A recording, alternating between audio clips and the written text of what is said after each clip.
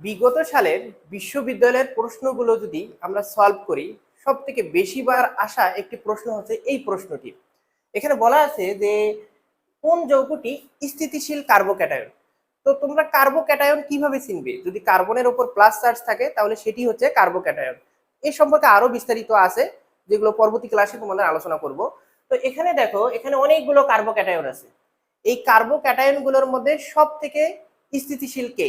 আমরা জানি 3 degree, 2 degree, 1 degree. তারপরে মিথাইল গ্রুপ, এগুলো হচ্ছে স্থায়িত্বের ক্রম। এই যে এখানে স্থায়িত্বের ক্রমগুলো লিখি: 3 ডিগ্রি, 2 ডিগ্রি, 1 ডিগ্রি এবং এখানে মিথাইল কার্বোক্যাটায়ন।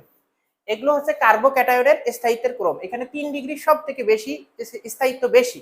তাহলে আমরা এ নম্বর অপশনটিতে এখানে দেওয়া আছে মিথাইল কার্বোক্যাটায়ন, এবং এখানে বি নাম্বার অপশনটিতে মিথাইল গ্রুপ আছে 2টি। তার মানে এটা হচ্ছে 2 ডিগ্রি কার্বোক্যাটায়ন। এটাকে যদি আমরা ভেঙে লিখি তাহলে মিথাইল মূলক এই যে এখানে 2টি, এবং এখানে আছে হাইড্রোজেন এবং এখানে প্লাস। এখানে 2 ডিগ্রি এটা কার্বোক্যাটায়ন।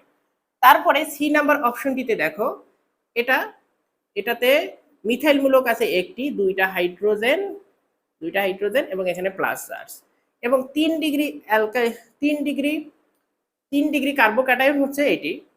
এটাকে যদি আমরা গাঠনিক সংকেত আকারে লিখি CH3, তারপরে প্লাস CH3, তারপরে এখানে প্লাস চিহ্ন হবে। তাহলে 3 ডিগ্রি কার্বোক্যাটায়ন হচ্ছে ডি নাম্বার অপশনটি, কারণ এখানে মিথাইল মূলক আছে 3টি। তাহলে আমাদের কাঙ্ক্ষিত অ্যান্সারটি হচ্ছে ডি নাম্বার অপশনটি, কারণ এখানে আমরা জানি যে 3 ডিগ্রি কার্বোক্যাটায়নের স্থায়িত্ব সব থেকে বেশি।